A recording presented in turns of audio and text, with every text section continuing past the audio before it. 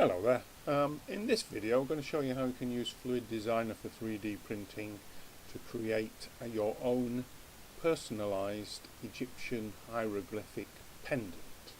So in this instance here we're going to use the letter A, the Egyptian letter A, which is this bird symbol, and I'm also going to use this Egyptian letter N, which is this lion symbol at the bottom. I'm going to show you how you can join those two together to make a simple pendant. So if we go to Fluid Designer for 3D printing, a couple of things that we're going to use. I'll just click on Group Library here. That just refreshes this file list here, make sure I can see everything. I'm going to use a wire connector with a 2.5mm diameter hole. So I'm going to use this object here as part of my pendant for the chain to go through, or the chain connector to go through. And then again, if I just click Group Library there, we are going to use the Patterns Alphabet Egyptian Hieroglyphics. So we're going to spell out the name, the initials AL. So we're going to use this one here and this one here. Now notice that there are a couple of objects here. Well, all the objects are actually in pairs. These are NURBS curves. These are actually Bezier curves, and the Bezier curves are labelled bracket 2D close bracket. So these are 2D objects. Most of the time when working with Fluid Designer for 3D printing, we work with parametric smart objects, which is what this is. So if I just drag and drop that onto the workspace, you get this stylized bird, and it's a 3D object. And the thing about the 3D object is that you can change the cross section, as you've probably seen in some of our other videos, very, very easily. And the thing is, you can scale it up, S on the keyboard to scale it up, and as long as you do Control A and apply the scale, the cross section will reset.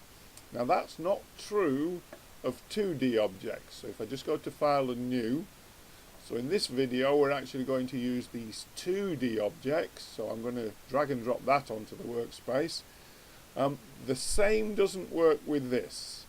If you scale this 2D object and then do Control A and apply the scale, it doesn't work. So you do need to be very careful about these 2D objects when working with them to know what the thickness is. Now I'm going to stick to the default thickness, which is 2mm. I'm not actually going to change that.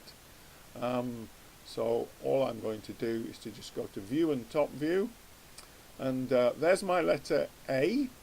I now need a lion for, I think it's the N. Let me just double check which one it is. Yeah, sorry, it's not N, it's L, A-L, I'm spelling out, I've got my letter wrong. So I want Egyptian Hieroglyphics L2D, and we do that by going to File and Append. And we're already in the Egyptian Hieroglyphics folder, and I want Egyptian Hieroglyphics L, and I want the 2D one. And go to Object, highlight Hieroglyphics L, and append that from the library. Now when you first bring it in, it's not actually selected, so I just click on it to select it, and I can just then reposition it. Now you do need some overlap here, and as you can see I've got 1, 2, 3, I've got about 3.5, 4 mil of overlap there going across, so that should keep it as a solid object. Now again, this is a 2D object, and if you do what we normally do in Fluid Designer, if you hold down, I'll just switch on screencast keys, if you hold down the Shift key on the keyboard and highlight the second object, and if you go to Tools, Object Tools and Join, something really weird happens here. Where there's an overlap, things go wrong. So if I just do Control Z and undo that, I need to do it twice. Yeah, I've created a gap there. Now you've got to be careful, you don't want those gaps. So rather than joining the Bezier objects here, what you really need to do is to convert these to meshes before you join them together.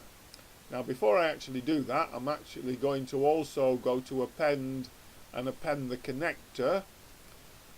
So I need this wire connector with a 2.5mm diameter hole. So if I go to File and Append, now in this case I just need to go up through the menu system until I get to the Groups folder, and I want 3D templates connectors, and I want a 2.5mm diameter connector. So if I just append that from the library and just click on that and just move it up, and I'm going to position it up there, and I'm just scrolling the center mouse button to zoom in.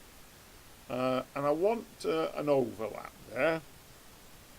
I don't want it sticking out like that. I'm going to have it overlapping. Now notice that the wire connector is only 1mm thick and the object is 2. The main body, I should say. So I'm going to change that. Now this is a NURBS curve, so I can change that parametrically using the bevel object to change it to the same thickness as my A and my L. Now, in order to join these objects together now, what we need to do is we do need to change them to meshes first of all. So if I convert that to a mesh, convert that to a mesh, and convert that object to a mesh, and then if I just hold down the Shift key on the keyboard, click on the bird, click on the connector and go to Tools, Object Tools and Join. When I do that, I don't get a hole down here. If you join these 2D objects together, where there's an overlap, you end up with lots of holes, and you don't really want that. Okay, so that's how easy it is to actually create this personalized pendant with an A and an L in Egyptian hieroglyphics. But you do need to be a little bit careful. So what I would do now is export it. I tend to use Wavefront's OBJ format. I tend to save it to the desktop. I did save it earlier as a personalized Egyptian hieroglyphic pendant with the letters AL. So you export that.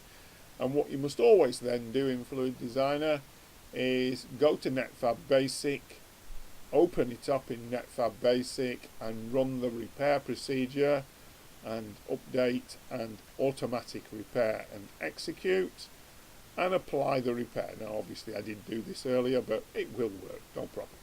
So that's it. That's how you can create your own personalized pendant using Fluid Designer for 3D printing and our Egyptian hieroglyphic fonts. Thank you.